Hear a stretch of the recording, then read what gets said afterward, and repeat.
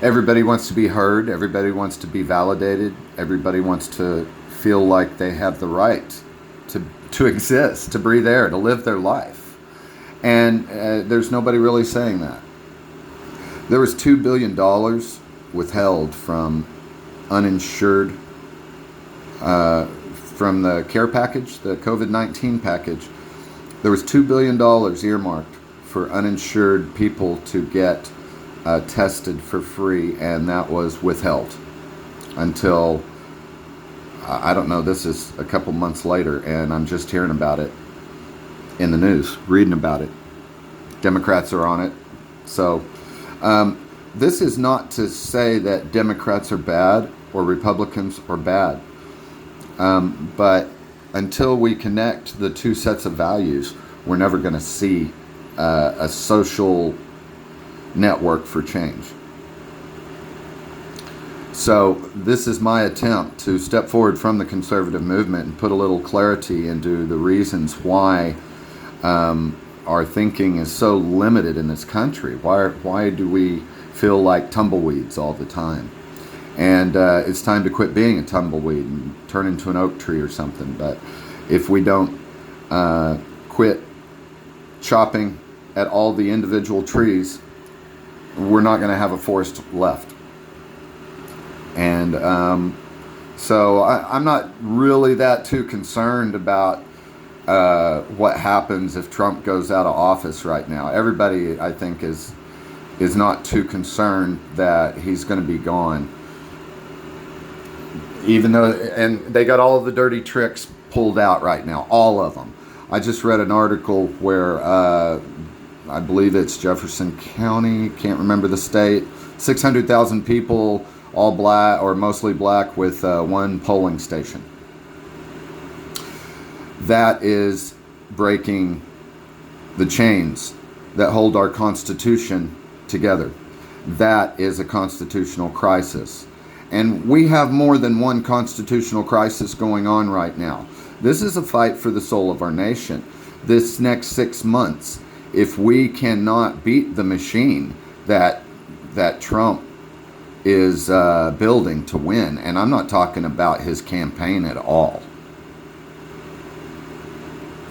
Don't look at his campaign. They're blowhards, okay? And they're not that smart. Everybody saw the Tulsa rally. So quit looking at Trump and his campaign and look more at the individual states and what they're doing to stop Americans from voting. And this isn't voter suppression. This is a coup of our nation away from democratic values, away from the essence of a republic, away from representation for anybody but evangelicals. Big oil funds evangelicals. They go hand in hand. And they're seeing so many threats to themselves. Their constituents they may be growing, but they're growing at a very slow rate. There are, I believe, about 10 million children as of like 2015. I think there was 10 million children in charter schools across the nation. That's a lot of people. And if you consider that each one of those numbers represents, say, a family of 5 or 4, family of 4. And let's even cut that in half in case both kids are in school.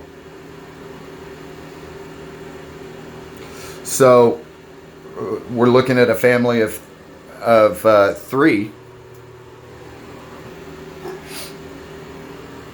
times 10 million. That's 30 million people right there. That's Christians that actively follow their religion and into immersion.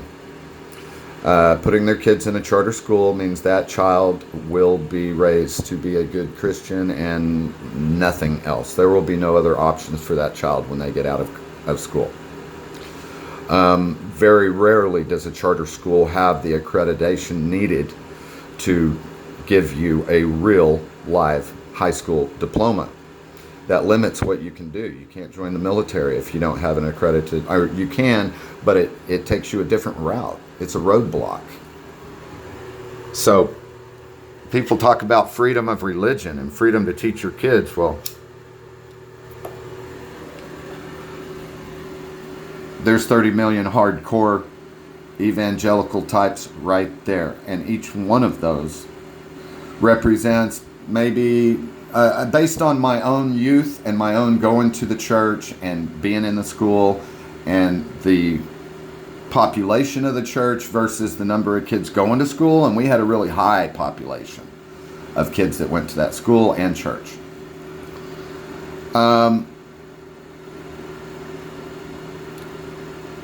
Given today's economic climate, let's say that represents 20% of the people that go to church. That's a high number, actually.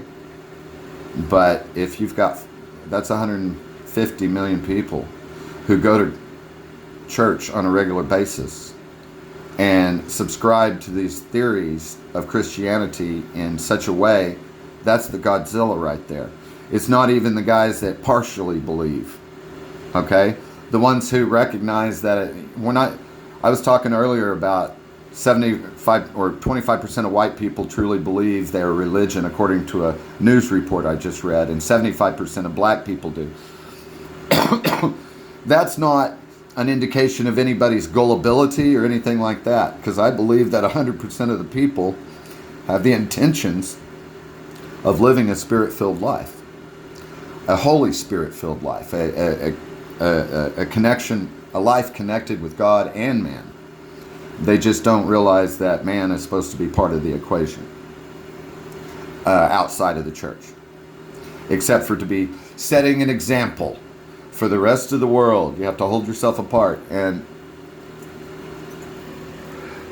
that's supposed to give you a spirit of protection, but it precludes the spirit of love.